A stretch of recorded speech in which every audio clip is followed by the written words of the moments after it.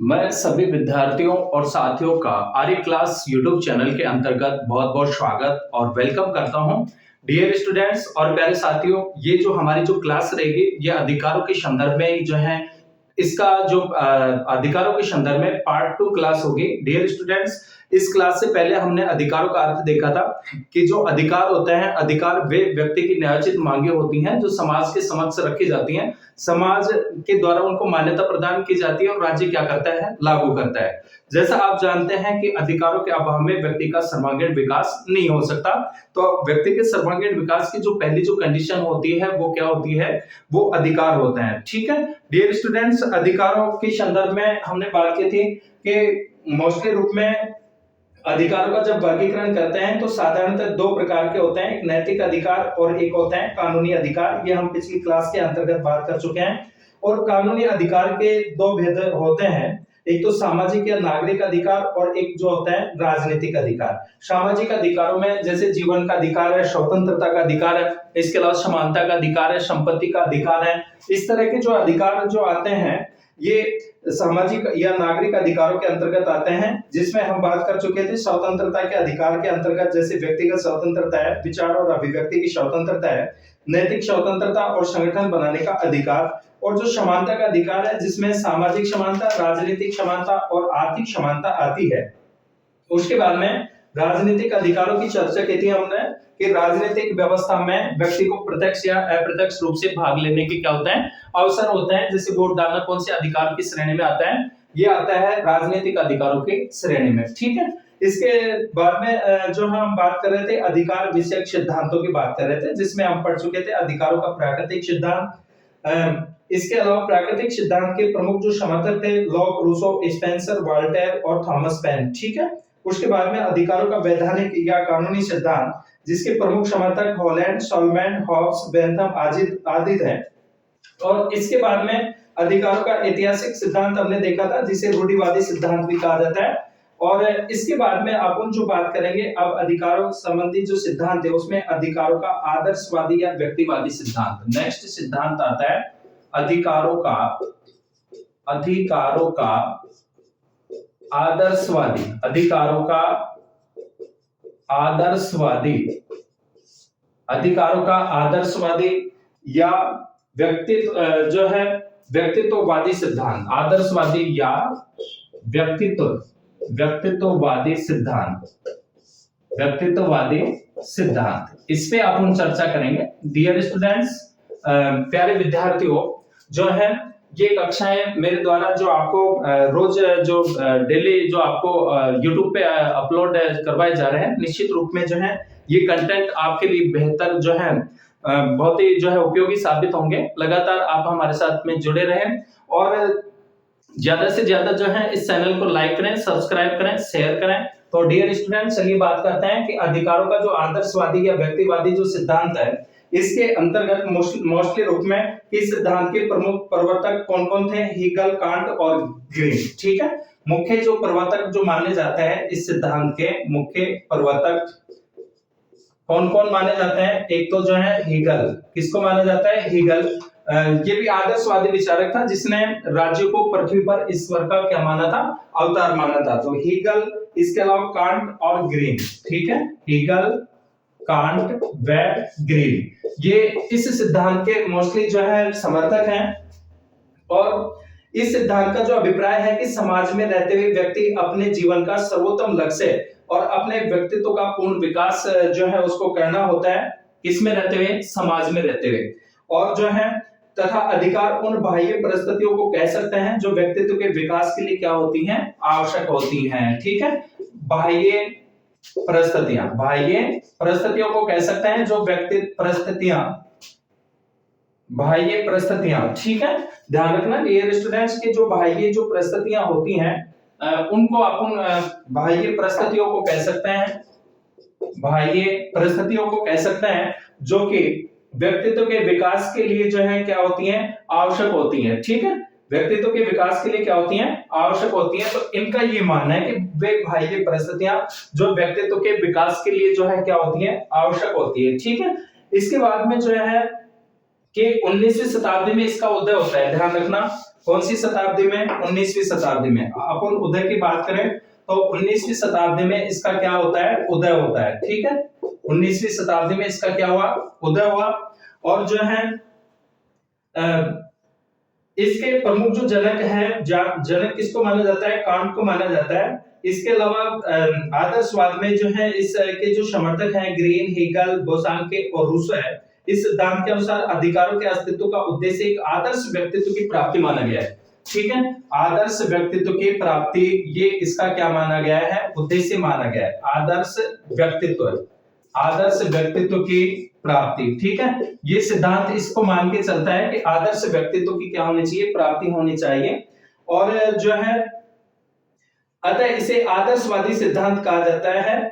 और जो है इस अधिकारों का अस्तित्व व्यक्तित्व के विकास पर केंद्रित किया गया है, अतः इसे व्यक्तिवादी सिद्धांत भी कहा जाता है। मोस्टली रूप में इसको जैसे व्यक्तित्ववादी सिद्धांत भी कहा जाता है, क्योंकि इसमें जो केंद्र बिंदु में रखा गया है वो किसको रखा गया है? व्यक्ति को रखा गया है कि व्यक्ति का क्या होना चाहिए? सर्वांगीण विकास होना चाहिए और व्यक्ति को वो परिस्थितियां, वो अवसर मिले जिसमें वो अपना सर्वांगीण विकास कर सके। ठीक है, तो अधिकारों का आदर्शवादी या व्यक्तिवादी, आदर्शवादी सिद्धांत को कौन सा सिद्धांत कहा जाता है? व्यक्तिवादी सिद्धांत कहा जाता है। मुख्य प्रवर्तक जो है इसके हेगल, कांट और ग्रे। 19वीं शताब्दी में इसका क्या होता है?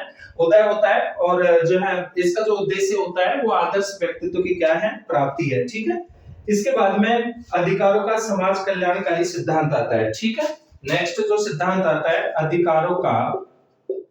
अधिकारों का समाज कल्याण सिद्धांत। अधिकारों का समाज कल्याण सिद्धांत। ठीक है, नेक्स्ट जो सिद्धांत है अधिकारों के मोस्टली सिद्धांतों की अपन बात कर रहे हैं। इससे पहले अपन जो बात कर चुके हैं अधिकारों के मोस्टली जो सिद्धांत है, और अधिकारों के सिद्धांत के अंतर्गत जो है विद्यार्थियों आपने जो देखा है अधिकारों का प्राकृतिक सिद्धांत देखा है कि व्यक्ति को जो अधिकार होते हैं वो प्रकृति के द्वारा प्रदत्त होते हैं, जन्मजात होते हैं। और इसमें प्रमुख रूप से जॉन लॉक आते हैं। लॉक ने मानव के सबसे पहले जो है 3 प्राकृतिक अधिकार बताए, एक तो जीवन का अधिकार, स्वतंत्रता का अधिकार और संपत्ति के अधिकार को। ठीक है, उसके बाद में अधिकारों का वैधानिक या कानूनी सिद्धांत, और 19वीं शताब्दी का ये सिद्धांत है जिसके प्रमुख समर्थक हॉलैंड, सॉलमैन, हॉब्स, बेंथम और ऑस्टिन थे। और इसके बाद में जो है हमने बात की अधिकारों का ऐतिहासिक सिद्धांत जिसे रूढ़िवादी सिद्धांत भी जो है कहा जाता है। फिर हमने बात की अधिकारों का आदर्शवादी या व्यक्तिवादी सिद्धांत, इसे नैतिक भी जो है माना जाता है। अब बात कर रहे हैं अपन अधिकारों का समाज कल्याण सिद्धांत। ठीक है, अधिकारों का समाज कल्याण सिद्धांत। अधिकारों के समाज कल्याण सिद्धांत के जो मुख्य जो प्रवर्तक हैं, इसके समर्थक हैं बेंथम, मिल, ग्रीन, बार्कर। ध्यान रखना कौन कौन है? एक तो बेंथम, इसके अलावा ग्रीन, कौन कौन है? बेंथम, इसके अलावा जो टीएच ग्रीन है, ग्रीन, और जो है मिल, बार्कर और मैकाइवर। मिल, इसके अलावा बार्कर व मैकाइवर। ठीक है, ये प्रमुख इसके क्या है? समर्थक है। कौन से सिद्धांत के? अधिकारों के समाज कल्याणकारी सिद्धांत के प्रमुख क्या है? ये समर्थक हैं। और जो है लास्ट के भी इसी के अंतर्गत आते हैं। इनके अनुसार अधिकारों की रचना समाज में होती है। ठीक है, ध्यान रखना कि अधिकारों की जो रचना होती है किसके द्वारा होती है? अधिकारों की रचना ये समाज के द्वारा। किसको मानते हैं? समाज को। ठीक है, ये अधिकारों की जो रचना है वो समाज के द्वारा होती है। और वे ही अधिकार मान्य होते हैं जिसके द्वारा सार्वजनिक हित संभव होता है, यानी उन्हीं अधिकारों को मान्यता प्रदान करते हैं जिनके द्वारा संपूर्ण जो है सभी का सार्वजनिक या सामाजिक जो है उसमें हित होता है।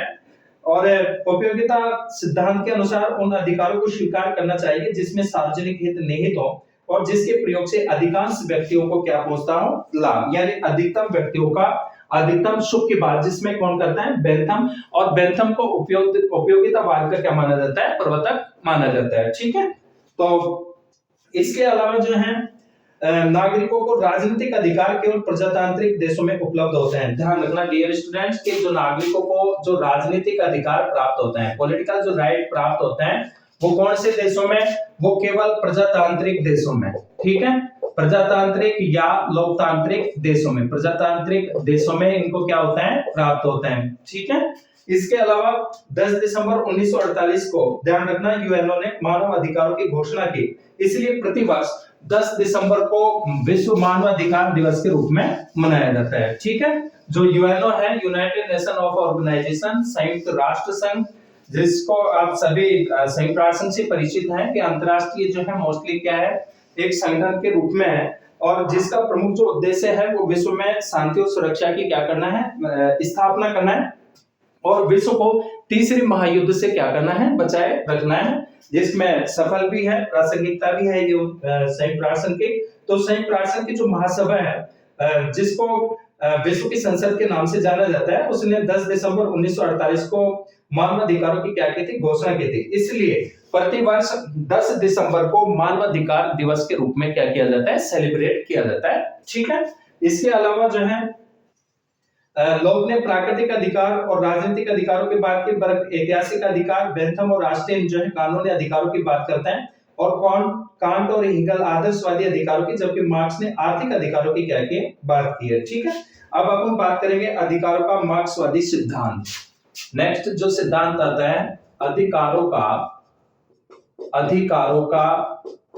मार्क्सवादी सिद्धांत, अधिकारों का मार्क्सवादी सिद्धांत। ठीक है, लेनिन भी इसी के अंतर्गत हैं, और जो है मार्क्स और लेनिन के द्वारा कि जिस प्रकार उदारवाद का उदय सामंतवादी व्यवस्था के अवशेष पर हुआ, कौन सी व्यवस्था के अवशेष पर, सामंतवादी, उदारवाद का उदय इसके सामंतवादी व्यवस्था के विपरीत हुआ, और उसी प्रकार मार्क्सवाद का जो उदय है वो पूंजीवादी वर्ग विभाजित समाज के प्रतिक्रिया के द्वारा हुआ। जहां उदारवाद में सामंतवादी व्यवस्था की निरंकुशता के खिलाफ स्वतंत्रता का नारा दिया गया, वहां मार्क्सवाद का जो मूल मंत्र था कि वर्ग विभाजित समाज को बदल करके और वर्ग विहीन समाज की क्या करना है, रचना करना है। ठीक है, किसकी रचना करना है, वर्ग विहीन समाज की क्या करना है, रचना है, करना है, अकॉर्डिंग टू कार्ल मार्क्स, जो कि वैज्ञानिक समाजवाद के प्रमुख क्या थे, प्रणेता। ठीक है, और जो है इसके अलावा आर्थिक विषमता राजनीतिक विषमता को क्या देती है, जन्म देती है, ये इस सिद्धांत का मानना है।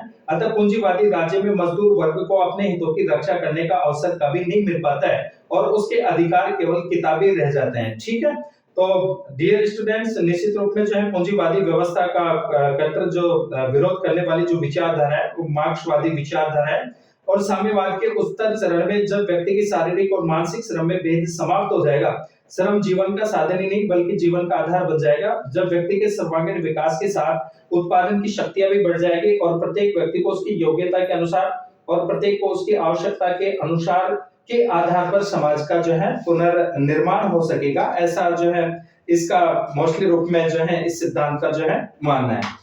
तो प्यारे विद्यार्थियों और साथियों, आज के ये हमारे जो अधिकार के संदर्भ में अधिकारों की संकल्पना, अर्थ और इसके जो मोस्टली जो सिद्धांत है उसके संदर्भ में हमने चर्चा की। निश्चित रूप में ये क्लास आपके लिए जो है उपयोगी होगी। मिलते हैं नेक्स्ट क्लास में, तब तक सभी विद्यार्थियों और साथियों का बहुत बहुत धन्यवाद।